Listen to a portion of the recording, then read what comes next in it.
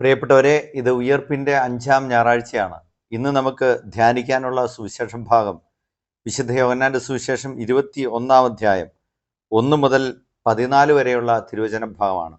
തിബേരിയോസ് കടൽ തീരത്ത് വെച്ച് ഈശോ ശിഷ്യന്മാർക്ക് പ്രത്യക്ഷപ്പെടുന്ന സംഭവമാണ് ഇവിടെ വിവരിക്കപ്പെടുന്നത്. യഥാർത്ഥത്തിൽ യോഹന്നാന്റെ സുവിശേഷ പ്രകാരം ഈശോ ഇത് 4-ാം പ്രാവശ്യമാണ് ഉയർപ്പിന് ശേഷം മറ്റുള്ളവർക്ക് പ്രത്യക്ഷപ്പെടുന്നത്. പക്ഷേ ഈ സുവിശേഷ ഭാഗം അവസാനിക്കുമ്പോൾ യോഹന്നാൻ സുവിശേഷകൻ എഴുതുന്നത് 3-ാം പ്രാവശ്യമാണ് ശിഷ്യന്മാർക്ക് പ്രത്യക്ഷപ്പെടുന്നതെന്നാണ്. ആദ്യ പ്രാവശ്യം ഈശോ പ്രത്യക്ഷപ്പെടുന്നത് മഗ്ദലന മറിയത്തിനാണ്. അതുകൊണ്ടാണ് അങ്ങനെ ഒരു എഴുത്ത് ഉണ്ടാകുന്നത്. നമ്മൾ ഈ വായിക്കുന്ന സുവിശേഷ ഭാഗത്തിൽ ഒരുപാട് ഇൻസൈറ്റുകൾ ഒളിഞ്ഞിരിക്കുന്ന സുവിശേഷ ഭാഗമാണ്. ആദ്യം മുതൽ തന്നെ നമ്മൾ ചിന്തിച്ചാൽ ഇതിനു ശേഷം ഇങ്ങനെയാണ് തുടങ്ങുന്നത്. യേശു തിബേരിയോസ് കടൽത്തീരത്ത് വെച്ച് ശിഷ്യന്മാർക്ക് തന്നെ വെളിപ്പെടുത്തി. അവൻ വെളിപ്പെടുത്തിയത് ഇപ്രകാരമാണ്.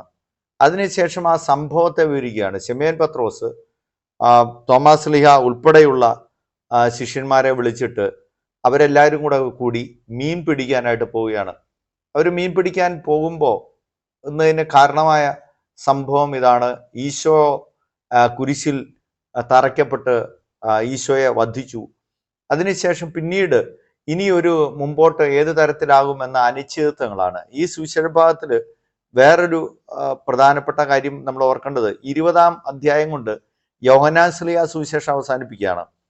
അവിടെ യോഹന്നാൻ സ്ലീഹ തോമാസ് സ്ലീഹയുടെ പ്രഖ്യാപനം, വലിയ വിശ്വാസ പ്രഖ്യാപനം, എൻ്റെ കർത്താവേ എൻ്റെ ദൈവമേ എന്ന വിശ്വാസ പ്രഖ്യാപനം അവതരിപ്പിച്ചിട്ടാണ് സുവിശേഷം അവസാനിപ്പിക്കുന്നത്. എന്നിട്ട് പറയുന്നു, ഈ ഗ്രന്ഥത്തിൽ എഴുതിപ്പെടാത്ത മറ്റനേകം അടയാളങ്ങളുമുണ്ട്, എന്നാൽ ഇവ തന്നെ എഴുതപ്പെട്ടത് ഈശോ ദൈവവും കർത്താവുമാണെന്ന് വിശ്വസിക്കുന്നതിന് വേണ്ടിയാണെന്ന് പറഞ്ഞു. അപ്പോൾ അതിനുശേഷം 21-ാം അധ്യായം കൂട്ടിച്ചേർക്കപ്പെടുന്നതാണ്.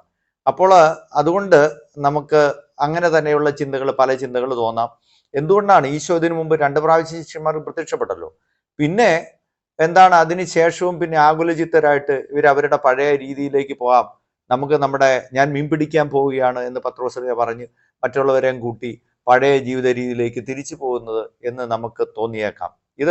അതിന് കാരണം ഇത് പിന്നീട് ഒരുപക്ഷെ യോഹന്നാന്റെ ശിഷ്യനോ മറ്റാരെങ്കിലും ഒക്കെ കൂട്ടിച്ചേർത്ത ഒരു ഭാഗം കൂടിയാണ് എന്നതിനാലാണ്. ഏതായാലും അവർ പോകുന്നത് ആ ദുഃഖത്തിൻ്റെയും സങ്കടങ്ങളുടെയും ഒക്കെ നടുവിൽ നിന്നുകൊണ്ടാണ്. തങ്ങളുടെ പഴയ ജീവിത രീതികളിലേക്ക് അവർ പോകുന്നു. പ്രിയപ്പെട്ടവരെ, നമ്മുടെ ജീവിതത്തിലും അങ്ങനെ ചില സന്ദർഭങ്ങൾ ഉണ്ടാകാം, ഇരുളുവീണ സന്ദർഭങ്ങൾ. അതുകൊണ്ട് തന്നെ യോഹന്നാൻ സ്ലീഹ എവിടെ എഴുതുന്നു, ആ രാത്രിയിൽ അവർക്ക് ഒന്നും കിട്ടിയില്ല. അത് വളരെ പ്രതീകാത്മക ഒരു പദമാണ്. 13-ാം അധ്യായത്തിൽ യോഹന്നാൻ സ്ലീഹ ഇതേ പ്രയോഗം തന്നെ പറയുന്നുണ്ട്. അപ്പം സ്വീകരിച്ചതിന് ശേഷം യൂദാസ് പുറത്തുപോയി, അപ്പോൾ രാത്രിയായിരുന്നു. പുറത്തും അകത്തും രാത്രിയാണ്, ഭൂമിയിൽ രാത്രിയാണ്, അതുപോലെ തന്നെ ഈ യൂദാസിന്റെ അകത്തും രാത്രിയാണ്. ഇവിടെ ഇവര് മീൻ പിടിക്കാൻ പോകുന്ന സമയത്ത് അവർക്കൊന്നും കിട്ടാതെ പോകുന്നു, ആ സന്ദർഭം രാത്രിയാണ് എന്ന് യോഹന്നാൻ സ്ലീഹ അവതരിപ്പിക്കുമ്പോൾ അത് നൽകുന്ന സൂചന ഇതാണ്. നമ്മളൊക്കെ ദൈവമില്ലാതെ ഈശോയെ ചേർത്ത് പിടിക്കാതെ എപ്പോഴൊക്കെ നമ്മൾ ജീവിത വ്യാപാരങ്ങളിലേക്ക് ഇറങ്ങുമോ അപ്പോഴൊക്കെ നമ്മൾ ഇരുട്ടിൽപ്പെട്ടു പോകും എന്ന് ഈ സുവിശേഷ ഭാഗം ഓർമ്മപ്പെടുത്തുകയാണ്. ചിലപ്പോഴൊക്കെ അങ്ങനത്തെ സന്ദർഭങ്ങൾ നമ്മുടെ ജീവിതത്തിൽ വരും. നമ്മുടെ ചില സാഹചര്യങ്ങളൊക്കെ ഓർത്ത് നമ്മൾ ഒരുപാട് ദുഃഖിക്കുന്നുണ്ട്. നമ്മൾ ഈ അടുത്ത കാലത്ത് രാജപാലകർ പോലും അവരുടെ ജീവിതം അവസാനിപ്പിക്കുന്ന സന്ദർഭങ്ങളൊക്കെ വാർത്തകൾ കേട്ടിട്ട് നമ്മൾ ആകെ ദുഃഖഭരിതരായിട്ട് മാറുകയാണ്. ഇവിടെ മൂത്ത മുക്കുവനാണ് പത്രോസ് ലീഹ, പക്ഷേ ഒരു മീനെ പോലും കിട്ടുന്നില്ല. ചിലപ്പോൾ അങ്ങനെയല്ലേ, നമ്മൾ ദുഃഖഭരിതരായിട്ട് നിരാശരായിട്ട് നമ്മൾ ഒരു പ്രവർത്തനത്തിൽ ഏർപ്പെടുമ്പോൾ കൂടുതൽ ദുരിതങ്ങളാണ് ഉണ്ടാകുക, കൂടുതൽ നമുക്ക് തെറ്റുപറ്റുകയാണ്. കോമ്പറ്റേറ്റീവ് പരീക്ഷ എഴുതുന്ന ഒരു വിദ്യാർത്ഥി അവൻ്റെ ചോദ്യപേപ്പർ അവൻ വായിച്ചു നോക്കിയപ്പോൾ തന്നെ ബുദ്ധിമുട്ടായിട്ട് അവന് തോന്നി. അതിനുശേഷം അവന് സമയം കാൽക്കുലേറ്റ് എഴുതി പോവുകയാണ്. പക്ഷെ അവസാനം അവൻ്റെ കാൽക്കുലേഷൻ തെറ്റിപ്പോയി. ഇനിയും 10 മിനിറ്റ് കൂടി ഉണ്ട് എന്ന് വിചാരിക്കുമ്പോൾ 2 മിനിറ്റ് മാത്രമുള്ളതിൻ്റെ വാർണിംഗ് ബില്ല് അടിക്കുകയാണ്. അപ്പം പിന്നെ പെട്ടെന്ന് പര്യാകുലനാവുന്നു. ആ പേപ്പറെല്ലാം കുത്തിക്കെട്ടുമ്പോൾ എല്ലാം മാറിപ്പോകുന്നു. ആകെ ആശങ്കയാണ്. എന്നിട്ട് ഇൻവിജിലേറ്റേഴ്സ് വന്ന് ദേഷ്യപ്പെടുന്നു. അങ്ങനെ അവൻ ആ പരീക്ഷയുടെ പേപ്പർ അവൻ പ്രതീക്ഷിച്ച വിജയം അവന് കിട്ടാതെ പോവുകയാണ്. ചില സന്ദർഭങ്ങളിലൊക്കെ അങ്ങനത്തെ അവസരങ്ങളുണ്ട്. അപ്പോൾ നമ്മൾ ഓർക്കേണ്ടത്, പ്രിയപ്പെട്ടവരെ, ഇതാണ്. ഞാൻ നേരത്തെ ഏതോ ഒരു പുസ്തകത്തിൽ വായിച്ച് ഓർക്കുന്നുണ്ട്. അവിടെ ഒരു ചിന്ത ഇതാണ്: നമ്മുടെ ജീവിതത്തിൻ്റെ പടികളിൽ നിന്ന് എല്ലാവരും ഇറങ്ങിപ്പോയി കഴിയുമ്പോൾ നമ്മുടെ മനസ്സിൻ്റെ ഇരുളളഞ്ഞ പടികളിലേക്ക് ചവിട്ടിക്കയറി വരുന്നവനാണ് ക്രിസ്തു. മിശിഹ നമ്മെ ഇരുട്ടിൻ്റെ അവസരങ്ങളിൽ ഉപേക്ഷിക്കില്ല. മിശിഹായുടെ പ്രത്യേകത, ഹൈന്ദവനായ ഒരു സഹോദരൻ കഴിഞ്ഞിടയ്ക്ക് സംസാരത്തിൽ പറയും, എനിക്ക് വളരെയധികം ഇഷ്ടപ്പെട്ട ദൈവപ്രതീകമാണ്, അവരുടെ ചിന്തയിൽ നിന്ന് പറയുകയാണ് ഈ മിശിഹ, ക്രിസ്തുവിൻ്റെ മനസ്സിൻ്റെ സ്നേഹവും കാരുണ്യവും. അത് ഞാൻ സുവിശേഷം വായിച്ചിട്ടുണ്ട് അച്ഛാ. ആ സുവിശേഷ വായനയിൽ എനിക്ക് ഈ കാരുണ്യവും ദയാവായ്പും പാവങ്ങളോടുള്ള സ്നേഹവും തെറ്റ് ചെയ്തവനെ വീണ്ടെടുക്കുന്ന ആ ക്രിസ്തുവിൻ്റെ പ്രവർത്തനങ്ങളൊക്കെ എനിക്ക് അഗാധമായ സ്നേഹമാണ് ക്രിസ്തുവിനോടെന്ന് പറയാണ്. പ്രിയപ്പെട്ടവരെ, ഇതാണ് ഈ തകർന്ന നിമിഷത്തിൽ നമ്മൾ ഓർക്കേണ്ടത്. ഇതാണ് നമ്മുടെ ജീവിതത്തിൻ്റെ സങ്കട കടലുകളുടെ തീരത്ത് ആരും അറിയാതെ അവൻ നിൽപ്പുണ്ട് എന്ന ചിന്ത നമുക്കെപ്പോഴും ജീവിതത്തിൽ ഉണ്ടാകണം. മറ്റാരും കാണുന്നില്ല, എല്ലാവരും ഉപേക്ഷിച്ച് പോയെന്ന് പറഞ്ഞാലും എല്ലാം കാണുന്നവനായി അവൻ അവിടെ നിൽപ്പുണ്ട് എന്നുള്ളത്. അപ്പോൾ ഈശോയിലേക്ക് നമ്മുടെ ശ്രദ്ധ അത്തരം സന്ദർഭത്തിൽ കൂടുതലായിട്ട് നമ്മൾ തിരിക്കുക എന്നുള്ളതാണ്. ഇവിടെ ഈശോ ചോദിക്കുന്ന ചോദ്യമുണ്ട്, കുഞ്ഞുങ്ങളെ നിങ്ങൾക്ക് വല്ലതും കിട്ടിയോ? ഓർക്കുക, ഉപേക്ഷിച്ച് പോയവരാണ്, ഈശോയുടെ സങ്കടത്തിൻ്റെ സമയത്ത് ഉപേക്ഷിച്ച് പോയവരാണ്. എല്ലാവരോടും കരുണ കാണിച്ച ഒരു സാഹിത്യകാരൻ്റെ എഴുത്ത് വായിച്ച് ഓർക്കുന്നു, എല്ലാവരോടും കരുണ കാണിച്ചവനോട് ആരും കരുണ കാണിച്ചില്ല എന്ന് പറയുന്നു. അങ്ങനെ ആരുടെയും കരുണയില്ലാതെ പോയ ആ ശിഷ്യന്മാരുടെ അടുത്തേക്ക് വന്നിട്ടാണ് ഈശോ അവരുടെ സങ്കടങ്ങളുടെ നടുവിൽ, വേദനയുടെ നടുവിൽ ചോദിക്കുന്നത്, കുഞ്ഞുങ്ങളെ നിങ്ങൾക്ക് വല്ലതും കിട്ടി? ഇതാണ് ഈശോയുടെ പ്രത്യേകത, ഇതാണ് മിശിഹായുടെ അനന്യത എന്ന് പറയുന്നത്. ഈ സുവിശേഷ ഭാഗം നമ്മളോട് ചോദിക്കുന്നതാണ്, നമുക്ക് അങ്ങനെയുള്ള മനസ്സുണ്ടോ? ക്രിസ്തു സഹജമായ ഒരു ഹൃദയം നമുക്കുണ്ടോ എന്ന ചോദ്യം അവശേഷിപ്പിക്കും. പെരുമ്പടവൻ ശ്രീധരൻ്റെ അരുവിയുടെ മൂന്നാം പിറാവ്, ഒരു സങ്കീർത്തനം പോലെ എന്ന പുസ്തകങ്ങളിലൊക്കെ, ആ നോവലുകളിൽ ചോദിക്കും ചോദ്യം, ക്രിസ്തു സഹജമായ മനസ്സുണ്ടോ നമുക്ക്? മിശിഹായ്ക്ക് തുല്യമായ മനസ്സുണ്ടോ? പൗലോസ്ലീഹ പറയുന്ന ആശംസകളിലെല്ലാം പറയുന്ന ഇതുണ്ടല്ലോ, നിങ്ങൾക്ക് ക്രിസ്തുവിൻ്റെ മനസാക്ഷി ഉണ്ടായിരിക്കട്ടെ. ഒരു മനുഷ്യന് നമുക്ക് നൽകാൻ പറ്റുന്ന, ഈ ലോകത്തിൽ ആർക്കും നൽകാൻ പറ്റുന്ന ഏറ്റവും വലിയ ആശംസ അത് തന്നെയാണ്, നിനക്ക് ക്രിസ്തുവിൻ്റെ മനസാക്ഷി ഉണ്ടായിരിക്കട്ടെ. നമ്മുടെ ചോദ്യം അതാണ്, നമുക്ക് ക്രിസ്തുവിൻ്റെ മനസാക്ഷിയുണ്ടോ? ചിലപ്പോഴെങ്കിലുമൊക്കെ നമ്മൾ, പ്രിയപ്പെട്ടവരെ, നമ്മൾ പ്രതികാര ചിന്തയോടെ മറന്നു. ഈശോ നോക്കൂ, ഇവിടെ എല്ലാം മറക്കുകയാണ്.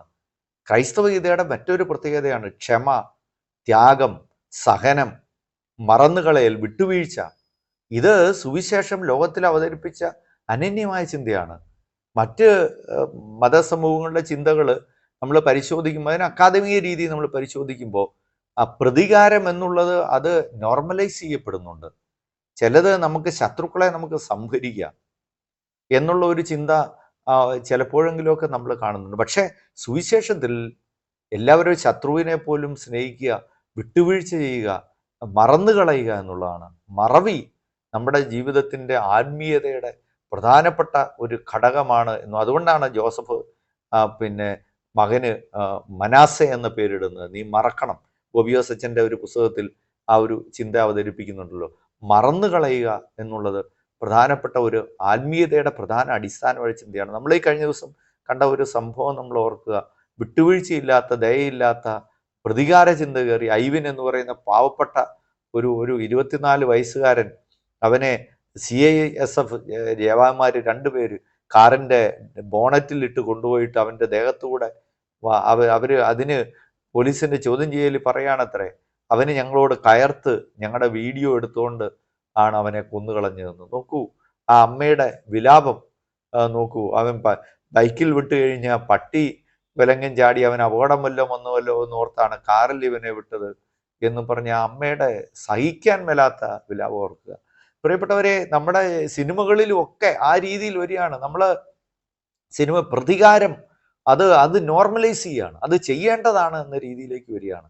പണ്ട് കാലത്തൊക്കെ ഞാൻ ഈ സുവിശേഷ വ്യാഖ്യാനം പറയുമ്പോൾ ആ തരത്തിലേക്ക് ഒരുപാട് ചിന്തകൾ പോകുന്നുണ്ടോ എന്ന് ആശങ്കപ്പെടേണ്ടതില്ല. കാരണം സുവിശേഷത്തിന് ഒരു സാമൂഹിക വ്യാഖ്യാനവും കൂടെ പ്രധാനപ്പെട്ടതാണല്ലോ. പ്രിയപ്പെട്ടവരെ, മലയാള സിനിമയുടെ പിതാവെന്ന JC ഡാനിയേൽ അത് ആ കാലഘട്ടത്തിൽ വരുമ്പോൾ സുവിശേഷ ചിന്തയിൽ നിന്നാണ്, പീഡനങ്ങൾ അനുഭവിച്ച് എന്നിട്ട് അതിൽ നിന്ന് ഉയർത്തെഴുന്നേറ്റ് വരുന്ന നല്ല നായകരെ അവതരിപ്പിച്ച സമയത്താണ് ഇപ്പോൾ പ്രതികാരം ചെയ്യുന്ന, കൊടും ക്രൂര കൊലപാതകങ്ങൾ ചെയ്യുന്ന ആൻറ്റി ഹീറോസ്, വില്ലന്മാരായിട്ട് അവതരിക്കും. ഇതാണ് ആളുകളുടെ മനസ്സിലേക്ക് ചെല്ലുന്ന വേറൊരു തരത്തിൽ കൗണ്ടറായിട്ടുള്ള മറ്റ് ചിന്തകൾ അവതരിപ്പിക്കപ്പെട്ട് പോവുകയാണ്. അപ്പോൾ നമ്മൾ ഈ സുവിശേഷ ഭാഗത്തിൽ ഓർക്കേണ്ടത്, ഈശോ വന്ന് ചോദിക്കുന്നു, എല്ലാം മറന്ന് കുഞ്ഞുങ്ങളെ നിങ്ങൾക്ക് വല്ലതും കിട്ടിയോ?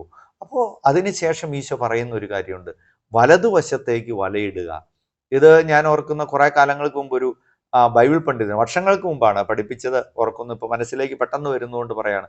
അവിടെ പറയുന്നു, യഹൂദ ചിന്ത പ്രകാരം ദൈവത്തിന് 2 സിംഹാസനം ഉണ്ട് അത്ര. ഇടതുവശത്തെ സിംഹാസനം നീതിയുടെ സിംഹാസനമാണ്, വലതുവശത്ത് കരുണയുടെ സിംഹാസനമാണ്.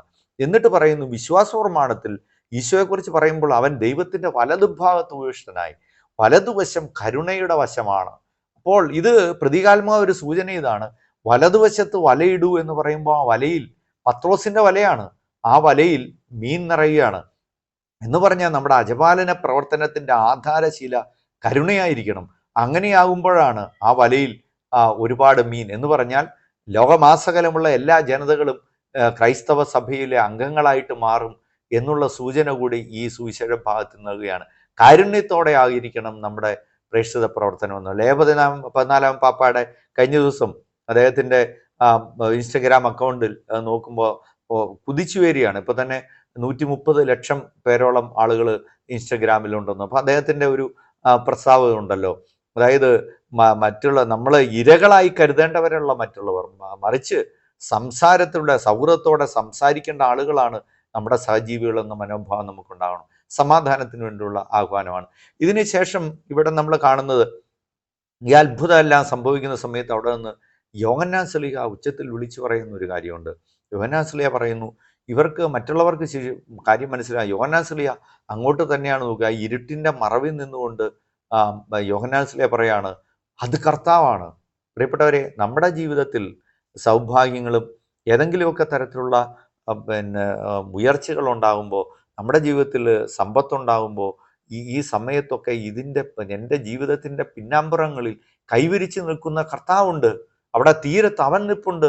ഇതെല്ലാം അവൻ്റെ സംഭാവനകളാണ്, അവൻ്റെ അനുഗ്രഹത്തിൻ്റെ ഫലമാണെന്ന് തിരിച്ചറിയാൻ നമുക്ക് പറ്റുന്നുണ്ടോ? ആ ഒരു ചിന്തയും നമ്മുടെ മനസ്സിൽ പ്രിയപ്പെട്ടവരെ ഉണ്ടാകേണ്ടതാണ്. പിന്നെ നമ്മൾ കാണുന്നുണ്ട്, പത്രോസ് ശ്ലീഹ നഗ്നനായിരുന്നത് കൊണ്ട് അവൻ താൻ നഗ്നനാണ് എന്ന് പറയും, പുറങ്കുപ്പായ. അതിനും ഒരു ദൈവശാസ്ത്രമായ അർത്ഥമുണ്ട്. ഈശോ പ്രത്യക്ഷപ്പെടുന്ന സമയത്താണല്ലോ താൻ നഗ്നനാണെന്ന് പറയുന്നത്. അത് ഉൽപ്പത്തി പുസ്തകത്തിൽ കാണുന്നുണ്ട്. ദൈവം തമ്പുരാൻ അന്വേഷിച്ചു വരുമ്പോൾ തങ്ങൾ നഗ്നരായിരുന്നതുകൊണ്ട് തുണി മരത്തിന്റെ ചില്ലകൾ പറിച്ച് വസ്ത്രം ഉണ്ടാക്കി, ഇവിടെ പുറങ്കുപ്പായം ധരിച്ച് നിൽക്കുകയാണ്. അപ്പോൾ അതെല്ലാം അതുപോലെ ഇവിടെ യോഹന്നാൻ സ്ലീഹ വേറൊന്നും കൂടെ അവതരിപ്പിക്കുന്നുണ്ട്. ഈശോ പ്രത്യക്ഷനാം അപ്പോൾ ഉഷസ്സായി എന്നാണ്. എപ്പോഴൊക്കെ ദൈവം തമ്പുരാൻ നമ്മുടെ ജീവിതത്തിലേക്ക് കടന്നു വരുന്നു അപ്പോഴൊക്കെയാണ് നമുക്ക് പ്രകാശം. അല്ലെങ്കിൽ എപ്പോഴൊക്കെയാണ് ഈശോയെ നാം ജീവിതത്തിലേക്ക് ക്ഷണിച്ചു കൊണ്ടുവരുന്നത്, അപ്പോഴാണ് നമ്മുടെ മുഖത്തും നമ്മുടെ മനസ്സിൻ്റെ ഉള്ളിലും പ്രകാശം ഉണ്ടാകുന്നത് എന്ന് നമുക്ക് മറക്കാതിരിക്കാം. Subscribe now and press the bell icon.